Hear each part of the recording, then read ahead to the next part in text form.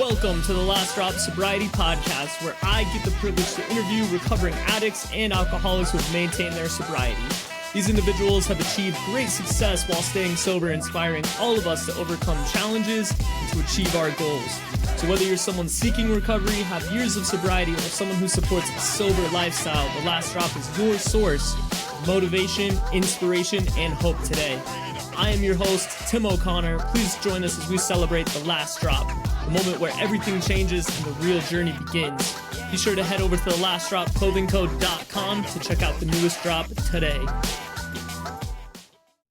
Welcome to the Last Drop Sober Podcast, where we celebrate the incredible journeys of individuals who have embraced a sober lifestyle, found strength, resilience, and purpose in the process. I'm your host, Tim O'Connor, and on today's episode, we have Fausto C. He's a hope dealer, the hope dealer from California.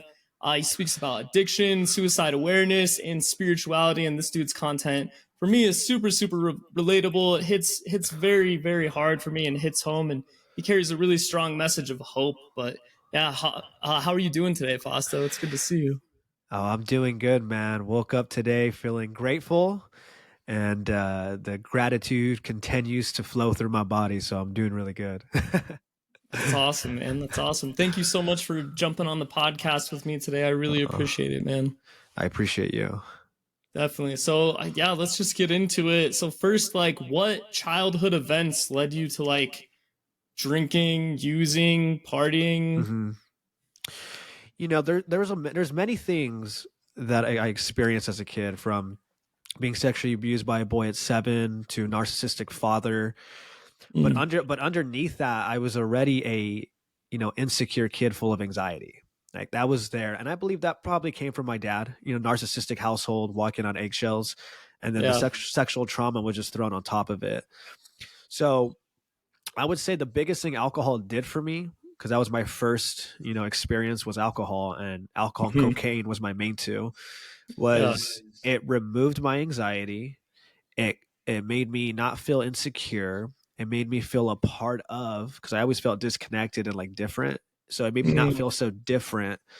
So I believe really the core of it was just removing this uncomfortability within myself was the biggest reason why I chose to keep on drinking and keep on getting high, because when I drink and get high, I make friends, I get girlfriends, I get jobs, I have fun, and I can exist in the world. Yeah, totally, man. Yeah, I can relate to that as well. Definitely grew up with kind of not really narcissistic parents, but I definitely felt like there were times where I had to walk on eggshells, and there were I felt like my parents had such an idea of what I needed to be in society, and there was no expression or individuality, and I really was just well, I'm gonna do whatever I want to do, and so that kind of mindset for me really opened the doors to just do whatever made me feel better, and definitely a little bit of sexual abuse, sexual trauma when I was younger also. And it's just it's crazy because carrying that weight and that guilt throughout until I recently just have worked through it with a therapist and worked through it with a sponsor who I trust, and it's until I did that and got that off of my shoulders, it's it was something I carried around forever, and it's using made that go away, and like you said, it kind of killed the anxiety around everything, because it's just might as well just numb my emotions and kind of get out of my own head. And it's just, that's and it's crazy because a lot of the people that I've had on here have trauma and have sexual trauma and parents who are in and out of life. And it's just crazy that so many of us go to substances, and that's definitely a common trend that I've been seeing with a lot of my guests. But so how did that affect, how did using affect your life growing up, going into elementary school and high school, college? Did did using kind of affect negatively? You kind of said it helped you make friends, girlfriends, but with school, was it, how did that affect your life? Yeah, it's a good question. for me, I dropped out of school in ninth grade, not because of drugs and alcohol, but because I just didn't want to go to school no more because I believe I was afraid to admit that I didn't know how to study, which is Mm, super normal. But to me, I was like, oh, I'm stupid. That's why. You know what I mean? for I can, sure. no one can know. So I found a way to get out of regular school, do independent studies, Mm. so I can drink, get high, and I don't have to go to school. So it didn't affect my school. It didn't affect me, I would say, probably until probably like 17. I overdosed. I took 20 pills of ecstasy. Oh, And that was the first God. time like something bad happened, right? And then like I woke up in the hospital. My mom knew it was a big old mess. So that was the first part. It started to affect me. And then in my love life, I mean, who wants to date someone doing drugs and alcohol behind their back, you know? So it's affecting my love life, but of course, it's not me. They're the problem, not me. Yeah. Right? I thought that for a long time. Yeah. Yeah. And then it affected my work down the road. You know, I got fired from a job. The other two jobs pulled me aside. They're like, dude, what are you doing? Like, you're not showing up. You came Hmm. in, you know, fucked up. And so now it's affecting my job. And, you know, I had some moments with friends and stuff like that too, like just being stupid because I was never a mean person. But, you know, when you're wasted or you're taking Xanax or Yeah. you're up on meth for days, it's like you're going to be inconsistent, not reliable, Hmm. not trustworthy. And so it went from helping me to hurting me down the road. Yeah. Yeah. How long did that take from like where you were kind of in the party phase, like, hey, this is having fun, and then like the next thing you know, you're like, oh, dude, I'm losing my job, I'm losing my like relationships, like my life is falling apart. Like, how many years or like how long did you use, and then like what age were you at when that started to happen? I would say there's different seasons of it. It was like everything's Mm, good, now everything's bad, let's pause. Everything's good again. Now everything's getting bad, let's pause. So I've had different like seasons. So 14, I drink and get high for the first time, right? Alcohol, weed. Then I do ecstasy at 14, cocaine at 14, crack at 14, the meth. So meth at 14, that's where I would say like, oh, this is a problem. Like I can't smoke meth like these party drugs. So then I kind of pause, right? I kind of pause. I'm like, meth makes me weird. I always have this inside joke. I'm like, when I smoke meth, everybody becomes sexy. I'm like, what's going on? You know what I oh mean? my god, dude. I laugh. I always laugh. I'm like, this is just weird. So I get on meth and I'm like, okay, I gotta pause. So I pause again, right? And then I just go back to drinking because I never liked weed. And you know, drinking, work out, you know, hang out with friends, house parties. So there was no problem. It was just, hey, I'm in high school, house parties. Yeah. So it wasn't a problem until I started getting into 18. I overdose. So 18, I overdose on ecstasy. Okay, got to calm down. Then I calmed down again. And then at 21, obviously I can go to the bar now. So Yeah. okay, well, let's just party. So let's party, bars, bar hopping. And then Hmm. I got back into cocaine at 21. And then I would say Mm. I started having grand mal seizures from the cocaine. So I was like, oh, Oh okay, my god, dude. got to stop. And then again, I calm down. I got getting in shape. I get a job bartending, DJing. Okay, I could drink and do cocaine at the bar. And then again, it got bad to seizure after seizure after seizure.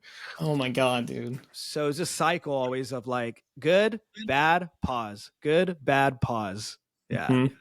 Like you were just like kept digging that hole, and it was just like, how many times do I have to go to the hospital before I like get this, you know? And I can Correct. totally relate to that too. And yeah, I feel like for me it kind of came in seasons. It never ended up with me having seizures or going to the hospital, but it was always like getting arrested, crashing my cars, Yeah. you know, like all of that stuff that comes with it. And it's just, it took me so long to realize, like, yeah, maybe I shouldn't be like cleaning a handgun in my house and then firing off around, and when someone's like living underneath me when I'm wasted, and like then going to sleep that night like it's no big deal. And it's, I remember so many times of, yeah, kind of going through the seasons of like, you know, it would get bad and then not, and then it was like kind of. And one thing that, you know, I've really been trying to like really want to explain to people if they're listening and they think that like, oh, yeah, I don't really have a problem because I only drink a couple of beers or like have a couple of shots like on the weekend or whatever. Like for me, that's also where it started. Like it started with like light partying and partying and just to like have fun. And then I started to realize like I have to do this all the time because like when I'm not partying, I don't feel good about myself. And so like through that through that period when you were using, did you feel like your mental health was like all over the place? Did you have bad mental health, good mental health? Yeah, it's interesting you asked that because I didn't really recognize me having mental health problems probably till I got sober. So Yeah. now when I look back, I mean, like I said, I was always full of anxiety. I have ADHD, so my Hmm. mind is racing. Nothing's ever enough. I get bored easily. I get frustrated easily. I hyper focus on things that I find attractive, and then I forget about everything. And Yeah. so I'm constantly spinning in my head. Like, so for me, it was almost like the alcohol quieted my mental health. The cocaine helped me focus in. Mm, So I would say I wasn't even aware of it messing up my mental health. I really wasn't, but I know it was, you know, yeah. because it's more the psychological torture of the come down that really messed me up in the head, right? Suicidal Yes. ideations, depression, um, emptiness. That's what I could say. It probably did, but during it, not even aware. Yeah. Yeah. Totally, man. Yeah. And I can relate. I really like how you said like it took, you to get sober to understand you had mental health problems Uh-huh. because when I was using it was always like I had this thought of like, oh, maybe I'm like I have this or I have that. And then I'd go to the doctor and I'd convince them that I had those things. And Yeah, then they gave me pills for it. And then they would make me feel some sort of way. yeah, And I was like, dude, I thought this was supposed to fix me when really the whole time it was like the drinking and partying like was not helping yeah. whatever was going on in here, And it's just it's so important to like and I've heard also some other people say this of like doctors would not give like a solid diagnosis until you're like sober. Like you got to be a couple months sober to have like a clear enough mind so they can actually understand like okay you're actually sober, you don't have any chemicals or anything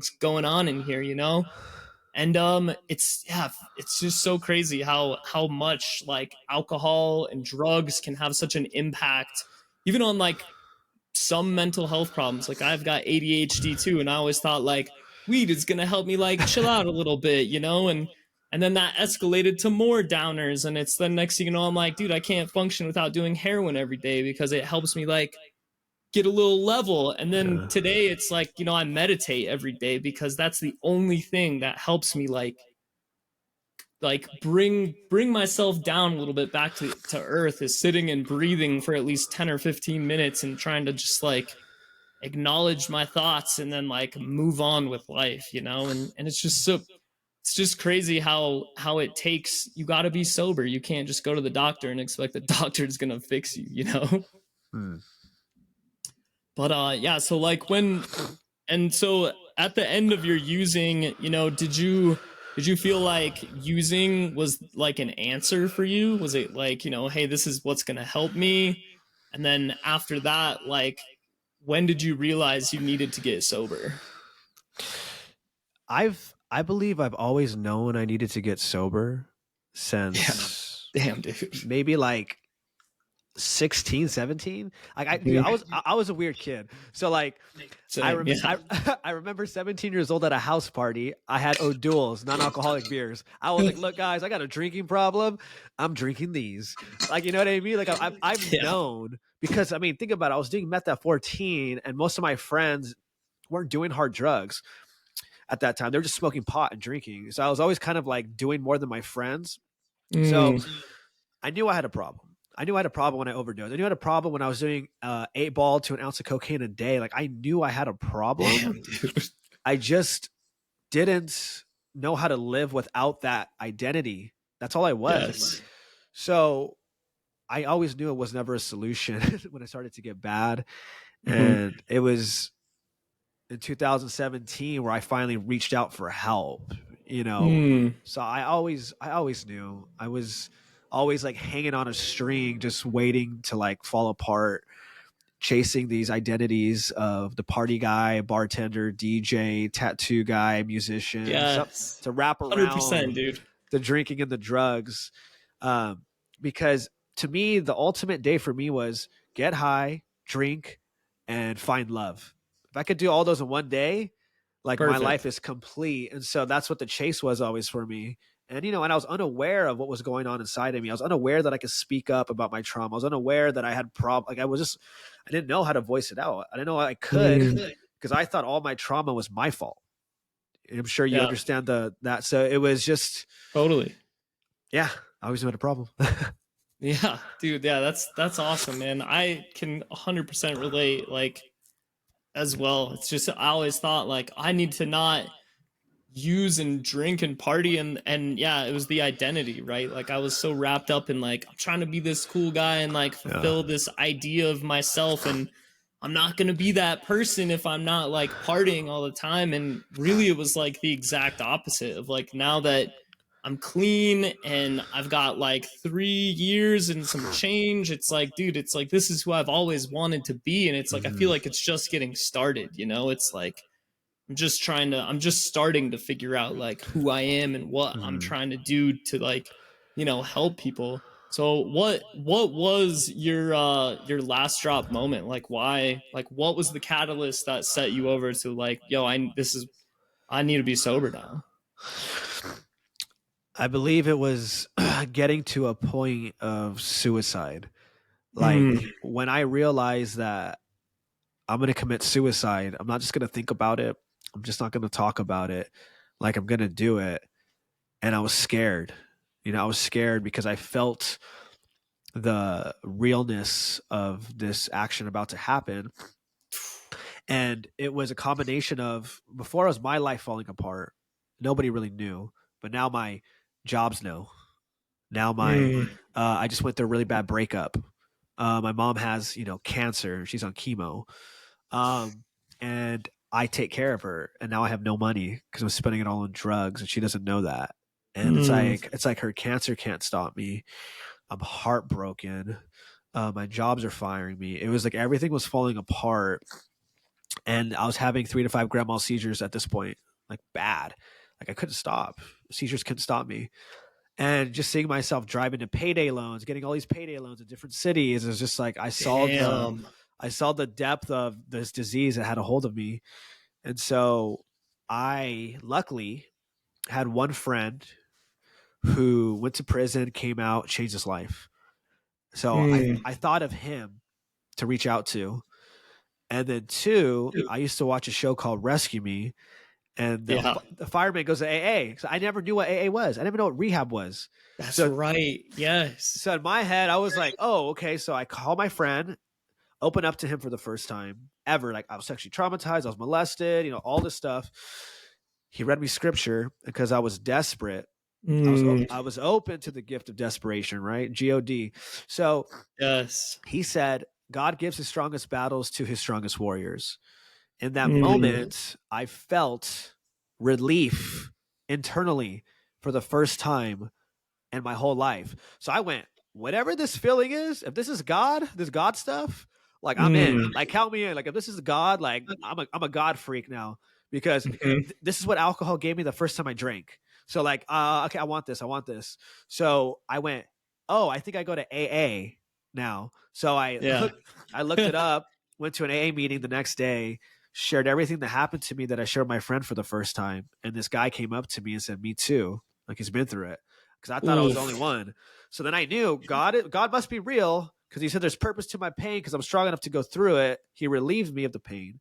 I walk into this Mm, place I saw on a TV show. I open up and this guy says, me too. I felt connection as if there was meeting. yes. So that was the experience that my pain was that bad. I reached out, Oh went to yeah. AA and had that experience. Dude, that's awesome. That's I use that acronym a lot as well, like the gift of desperation, Yeah. and it's crazy because when someone pointed that out to me too, I was like, dude, that is like I had the same thing, when I was like the last time I used, I was like on my knees. I just finished everything I had, and I was just like, yo, like, God, help me out here. Cause like, I don't know what to do.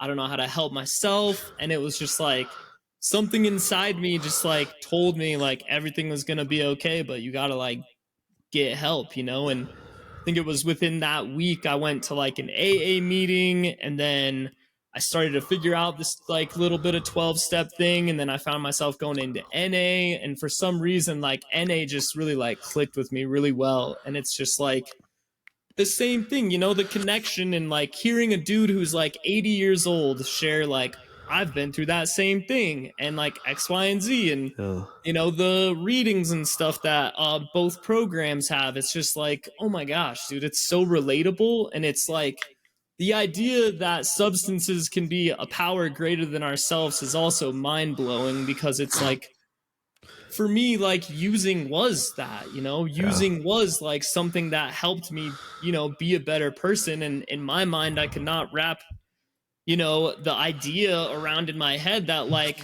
maybe a higher power or some sort of spirituality was is like what I need, because it goes back to like I always knew I needed something more that was something higher than me to help me out, because like my will is bullshit. You know, I tried to like live in my will for so long, and it brought me so much pain, but like after finding a, you know, 12-step programs and realizing like there is a power out there greater than yourself, and that like you can utilize that power, like that really helped me find so much relief, you know. And so were you ever a spiritual person growing up? Did you ever go to church growing up?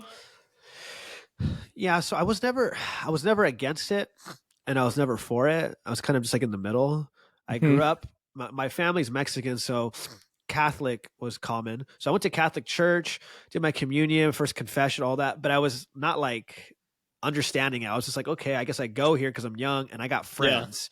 But as soon as I Mhm. was out of elementary school, I didn't have to go no more. I was like, cool, I don't want to go. High school comes around. There was a church across the street from my high school, and my buddy's like, hey, they give us food. So we smoke pot, we go eat there. I was like, sick. So sometimes we would stay for like their youth services, you know, like, oh yeah, we'll Yeah. stay here. And so did that. And then, but I was never against it either, because I always loved, like, Dragon Ball Z is my favorite TV show, right? I grew up a kid, Dragon Ball Yeah, Z. yeah. I've always been into like that powers and ki and like tap into something bigger than you. Totally. So I've always been open to this idea of like superpower, you know, super strength. Mhm. So when it came to that experience and I felt God, that was the first time I felt God. And I was like, this is rad. Yeah. And then at AA, feeling the presence of God in there, it was like, dude, this is the best feeling in the world. Like I feel like I'm getting high and Yeah. buzzed. Yes. So that's what made me open to it. Was I had no bias against it, but I felt something amazing, and so I chased the feeling of God instead of the idea of God. Oof. Dude, that's good.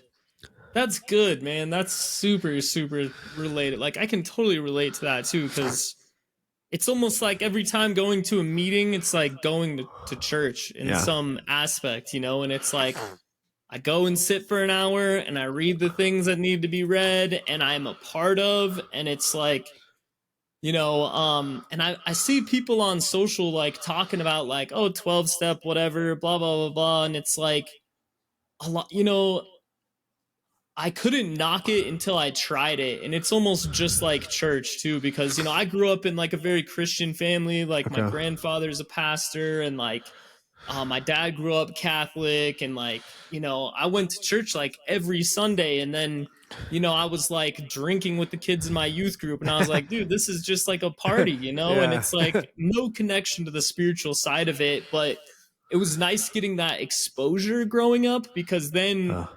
after like, you know, I stopped going to church in high school, and then I went to college and then never went to church. And I remember there was one time when I was trying to get clean, and I went to like an adult youth group. And I remember just being like trying to find, you know, that higher power or something that was gonna like help Mm. me, because I knew I needed something more than just like going to rehab or like getting sober, you know, and I Mhm. was like, I know there's something more that I need, you know, and like 12 step was it, you know, and Mhm. it's like I will always be in a 12 step fellowship because like I just that's you know that's where I get my freedom today is like in the steps and in the spirituality that comes from that, you know. Hmm.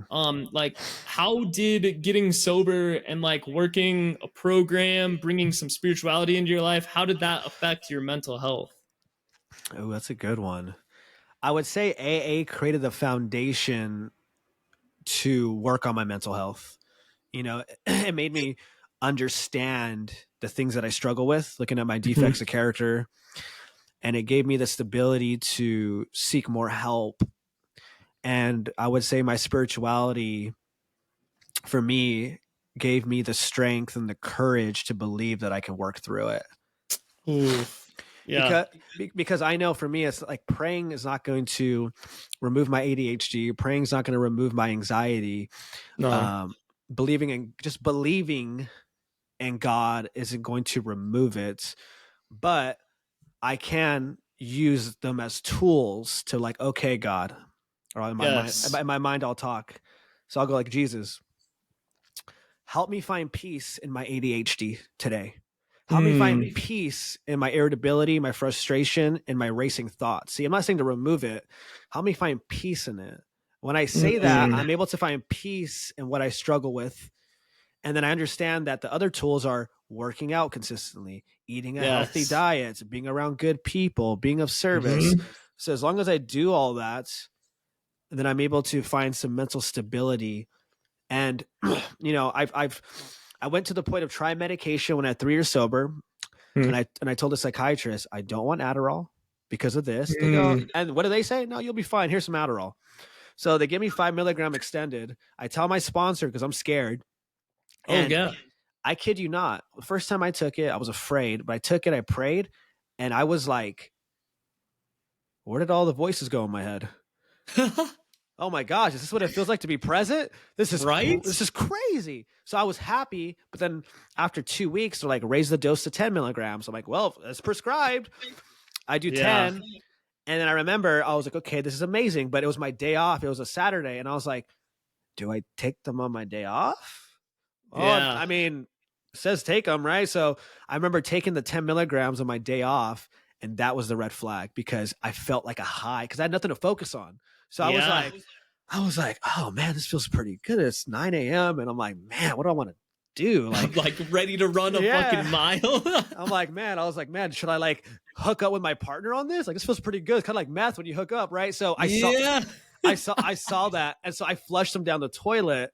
And Damn. Oh, okay. so for me, medication of that type is not an option for me. And I've tried like other ones like what is it, Stratera and Zoloft, but it killed my Mhm. sex drive and then it made me more depressed.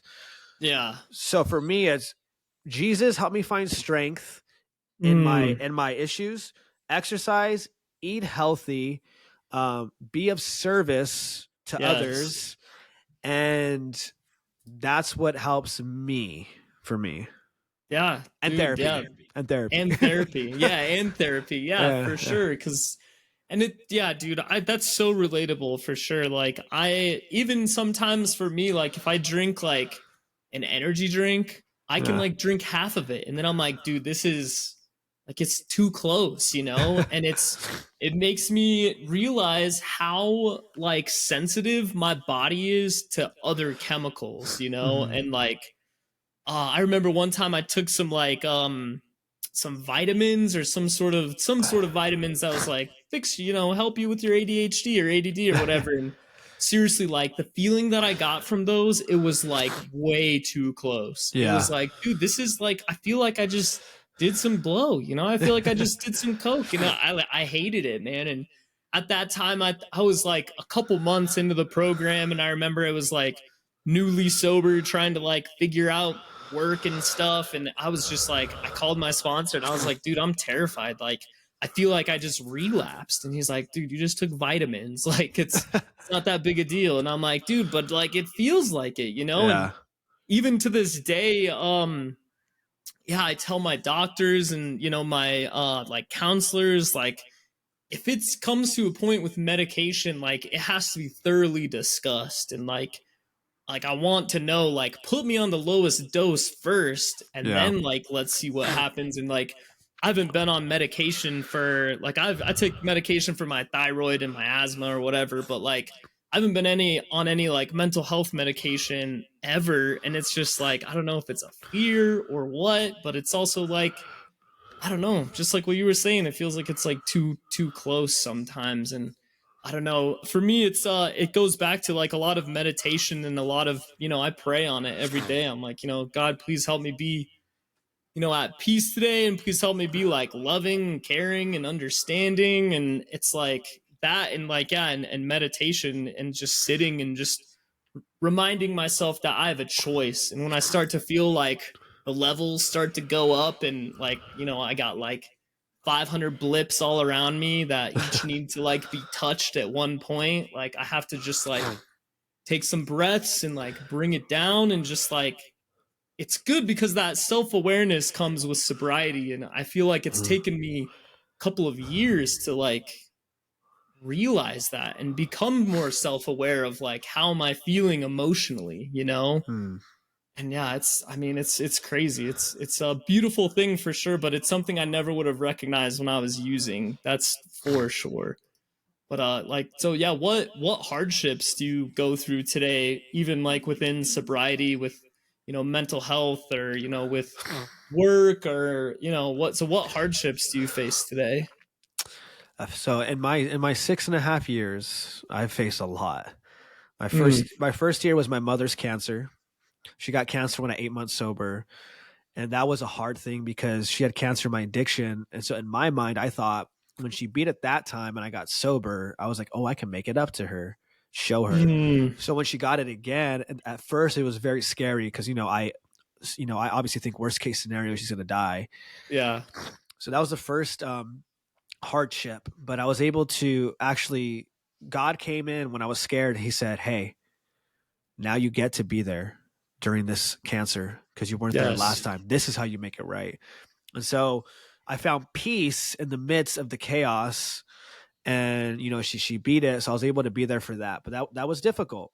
I didn't relapse Mm. though because I went to meetings. I was open about it, and I did what I had to.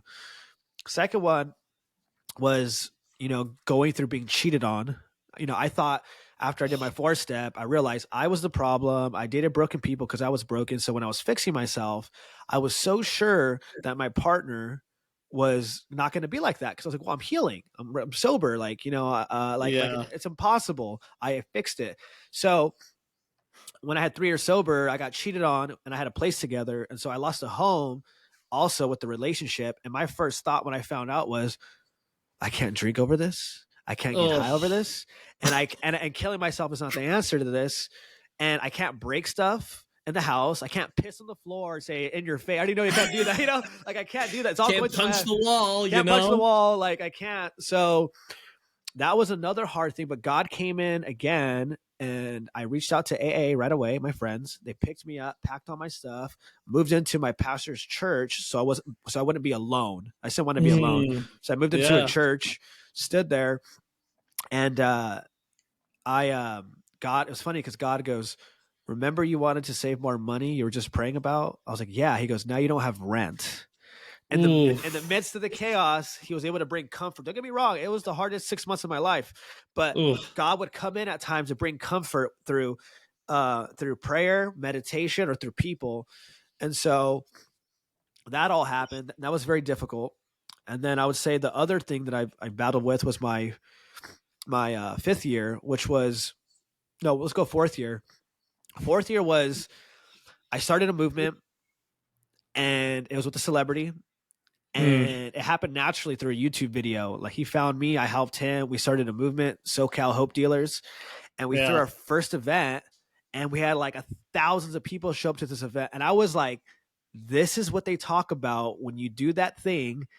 And God shows up for you and blows your mind. So I was so Mm. happy. I was like, man, it's been a year since I got cheated on. Or it was like, no, it was like 6 months after I got cheated on, lost my home. I'm like, I see you, God. This is a beautiful.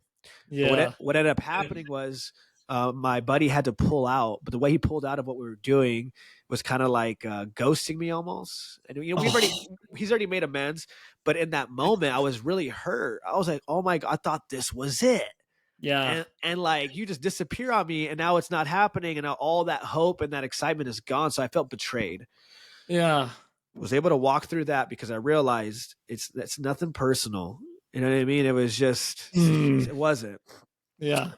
The fourth thing, the fifth year was my cousin died at the gym from a seizure, Oh, dude. and it was Oh man. very random. And my family's close. There's like 10 of us, and I'm the only sane male in the family.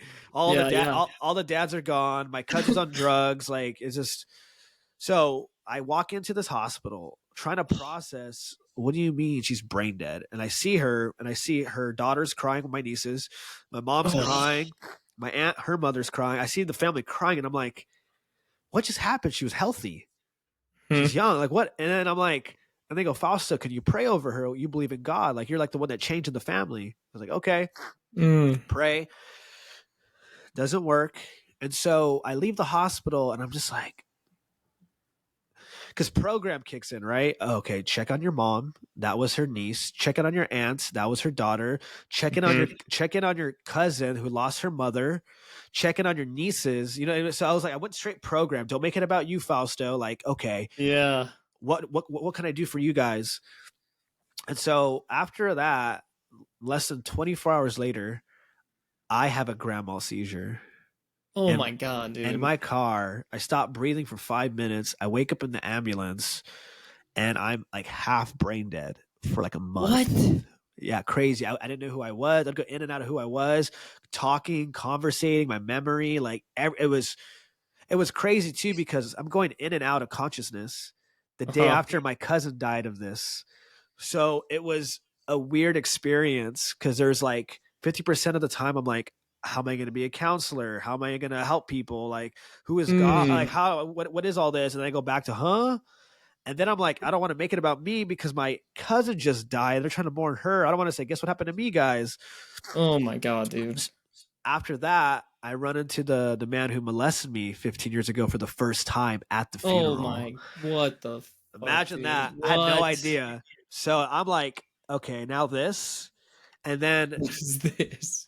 a month later, my aunt has a seizure. The mother of my cousin that died. We go to the hospital, pray over her, Fausto. Doesn't work. She's dead. Oh So my now, god, so then dude. there's that. So then I go back in the program. That's my mom's sister. That's their grandma. That's my cousin's mom. Yeah. Okay, and then I'm like, oh, and I got to run into the guy who molested me again at the funeral. I got Oh that to my look forward god, to now. dude. 2 times, so I can see him twice. So now I'm in this place of anger. AA's fake. God is fake. Screw all this. I hate being a counselor going to work. I hate going to church.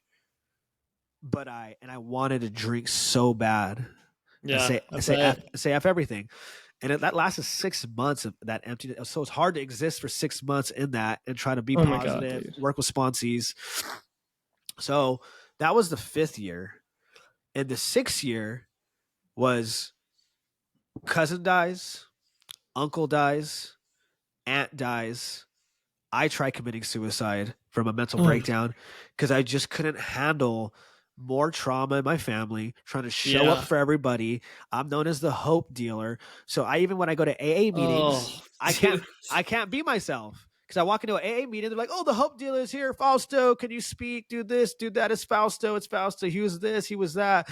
Walk into church, "Oh, Fausto, hope dealer. Come up here, speak. Go to work. Oh, we heard about you, man. My cousin follows you. To this, to that." So I was stuck in this prison of hope dealer, most Oh. happiest, loving, positive person. Talk to him about your trauma because he'll listen. He cares. And I just threw that Christmas party. Remember? Oh yeah. $40,000 worth of gifts I gave out for free. Famous hip hop artists. We had over 1,000 people show up. We had celebrities, speakers, videographers, food. It was amazing. Yeah. And then I went to the Caribbeans for 2 weeks after with my girlfriend, and you with had all this going on, but really these are all like things I'm doing to try to like escape what I'm feeling inside. Yeah. And Yeah. so after all that, I was just like, I can't do this anymore. Like, I feel like stuck. I just want to quit everything, but I can't quit everything, because if I quit everything, then how am I going to continue to be who I am and brand myself? Because that's my business, that's my livelihood. I Yeah. take care of my family. Like, I just can't quit. And so that's why, from what you've maybe seen or some people know, is that me and my girlfriend now are moving to Bali March 13th for 5 months. And I'm giving up everything to Saw that. reset, Yeah. to recharge, to rethink, and to recreate my life in a way so I can take a step back to process everything and not have to go into Mm-hmm. character for the hope dealer. Also, Oh. it's affordable to be out there and still take care of my mom in California. Mm-hmm. And deep down inside, I know I've always wanted to travel. So it kind of all worked out in his favor. Mm. And the biggest thing I'm realizing is my problem was seeking validation to feel good enough. Yeah. So Totally, now, dude. so I know from recovery that this never lasts. Okay, well, I created my life through this seeking validation, even though it was all good stuff, and now I feel trapped in it. So my plan is to, how do I find validation from God when it's just me and Him? Because if I Mm. can't figure that out, I'm not going to be able to find peace in my life. And so Yes. the goal is with this trip to learn to truly connect with God in a way where I'm like, I haven't helped nobody, I haven't spoke, I haven't ran a group, I haven't done anything, but guess what? I feel Mm. so good about myself. That's what I need Yeah. now, is that. Dude, good for you, man. That is so much trauma to process, like in such a Yeah. little time. Like, does seizures run in your family, or is that like, or is it No. just no? No, I became epileptic in fifth grade. Fourth grade, I got a concussion at school. Fifth grade, had my first seizure. I stopped taking medication at 18 because I didn't have a seizure for a couple of years. I didn't have any Mm. seizures until my drug addiction in my rock bottom, where I had about 100. Um, but those were drug induced. But my family, no. My family, no. They had brain aneurysms from stress. Stress induced brain aneurysm killed my cousin, killed my aunt. Cancer runs in my family. Mhm. Killed my other aunt. My uncle was, I'm pretty sure, from alcoholism, and then my cousin Mm. too from alcoholism and drug addiction. But for me, I'm diagnosed, but I never had one in my sobriety. So that was the first one, and it was stress induced, Okay. just like it killed my cousin and my aunt. So it was scary. It was scary to understand that, wow. So if I help the world too much because I need validation, um, even though it's good stuff and I pray and I'm close to God and it's church and all that, if I don't figure out how to be good enough with God only, I will literally physically die. Mm-hmm. Yeah. Yeah. Dude, you dodged a bullet. Like, and that's like, it's such a good recognition to like, oh my God, dude, going through so much stress, like, and seeing that and like, and it's crazy because, dude, I can relate to all of this so much because I feel so much need for external validation when really like I need to be going to my higher power for validation and that's it, you Yeah. know? So what is your spirituality like today? Like what do you do to be spiritual? Do you go to church? Do you do stuff like with church? What do you do? Uh, yeah. So I would say it's interesting you asked that, because like the first year my spirituality was like unreal. It was like, you guys don't even know, like Jesus is my best friend and I could just ask him for something and he's going to give it to me right now and you watch. So it was beautiful, but I think God knew the way that I'm wired, that I need it to be Yeah, that real in order to believe in the beginning. for sure. So first 3 years were amazing. I think my fifth and sixth year was disconnection. And I was going to church every week. I was doing ministry. I was going to AA meetings. I was sponsoring people, being of service. I mean, help. I mean, I'm like, anyone that knows me personally, they look at my calendar. I help out a lot of people in love, out of kindness. Like I really do. I'm addicted to helping people. Yeah. I think the problem though in 2 years was I was so busy serving the world that Hmm. I had no time to fully just hang out with God by myself. I'm Find doing that balance. yeah, I'm doing God's work, but I'm not hanging out with God alone.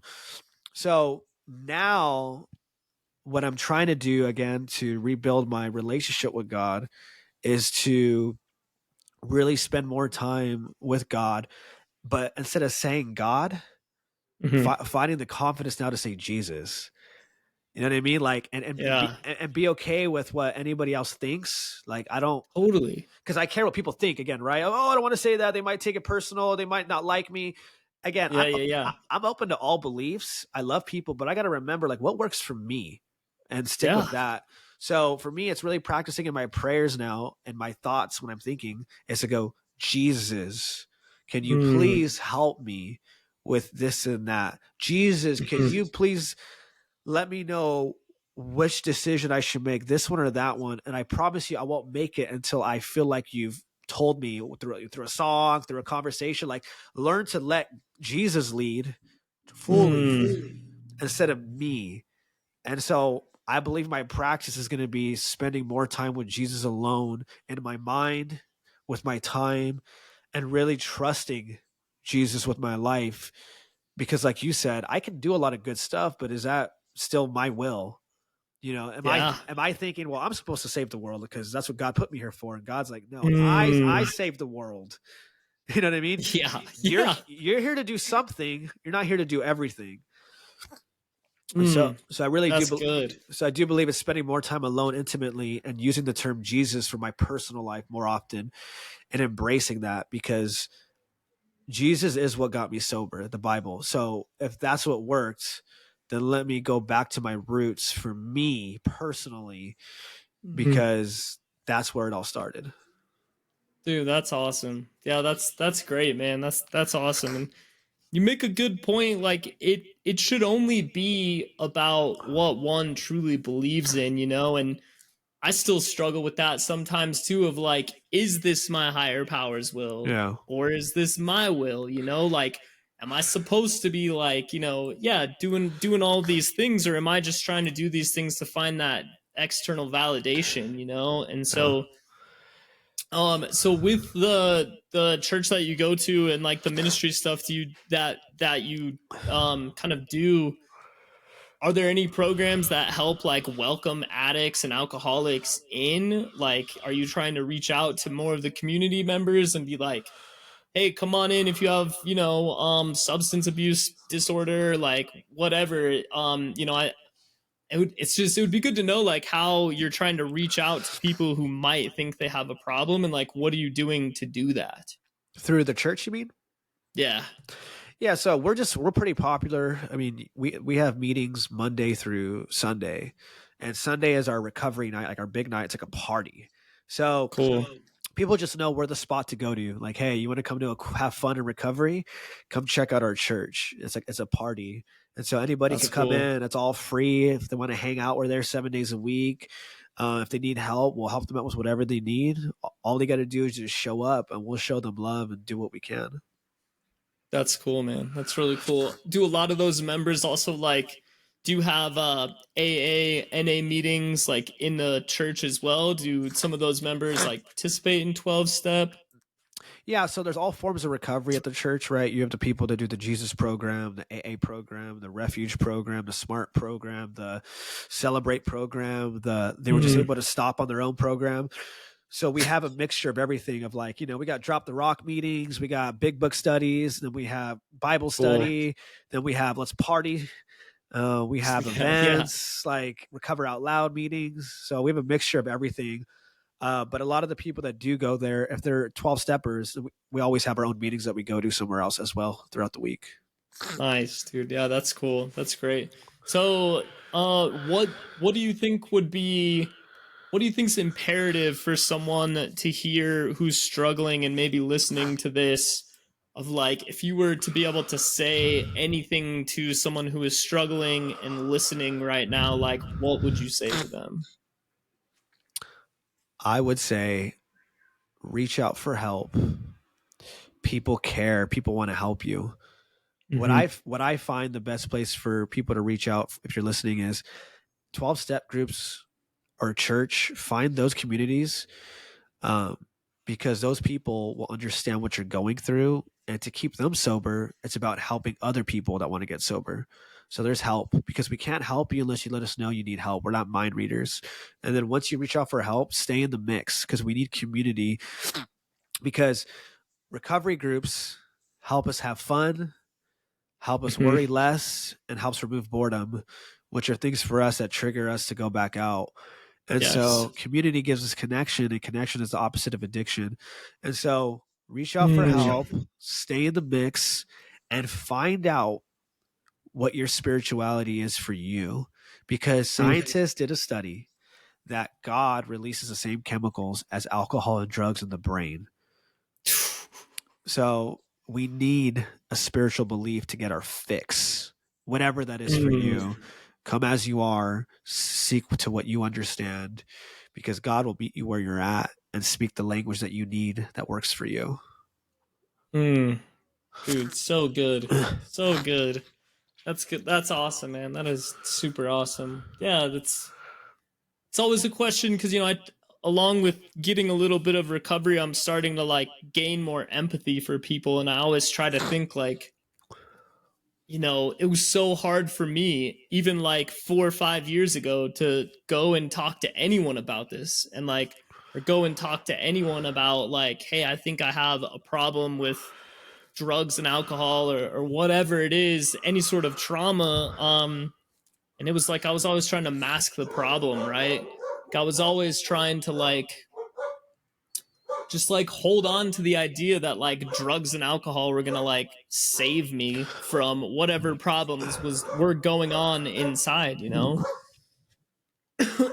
and yeah, it's just I try to be a little more empathetic today, about being like, yo, like it just makes me wonder like what people need to hear, like what people want to hear in order to help them get help. And I think there's still just so much a stigma around like asking for help, which blows my mind. And it's like that's something else I'm really trying to do with like the last drop and with this podcast, is to like kind of kill the stigma around like, dude, it's okay to like go ask for help or like reach out for help. And for me, that was definitely the biggest stumbling block in the beginning, was just asking for help, whether it was from doctor or someone at the church, or like a 12-step group or recovery group or whatever, because it was just like so much shame associated with it, right? Yeah. And it's just, it really just it pushes me to really just be like, if you're listening and you're struggling, like reach out to me. Like I would love to talk to you. I had like a couple people reach out to me this week just to be like, hey, like I am struggling right now. Like, what do I need to do? And it's just like, dude, you're taking the first step right now. Like by reaching out to me, even if it's just reaching out to me. Like in the beginning, I had to reach out to some random person working for a government agency about addiction, just to be like, hey, I have a problem. What do I Uh-huh. need to do? And they were like, check out a 12-step meeting. Here's some rehabs. And then they would like call me every week and be like, here. And at the same time, I was just in so much denial of like how bad shit was. But it's just like the first step is definitely, yeah, asking for help or trying to like find a community of people who want to help, for sure. Mhm. Cool, man. Cool, cool. All right, well, unfortunately, I think that is the time, and that is the amount of time we have today. Thank you so much, Fausto, for jumping on with me, man. I really love talking with you and just loved having a little conversation with you. And yeah, thanks everyone for tuning in and listening to us. Like, definitely got a lot out of this conversation, and just love talking to this cat right here. And be sure to go follow him. He is at Hope Dealer Fausto on Instagram. Yeah, be sure to go check out his channel. He's got some super good stuff on there, really good content on there for sure. But thank you so much, Fausto. I really, really appreciate it, man. I hope you have a good rest of the weekend, good rest of the week. And yeah, man, is there anything else you want to say? Just thank you so much for this time, for this moment, and for being able to connect. And super grateful that a person like you is creating a place for people to feel safe, to find hope, and to feel connected. So maybe they can find the strength to reach out for that help. Mm. Yeah, dude. Appreciate that so much. All right. Well, thanks everyone for tuning in. Be sure to share, like, do all the things, and yeah, give us both a follow. And thanks everyone for tuning in.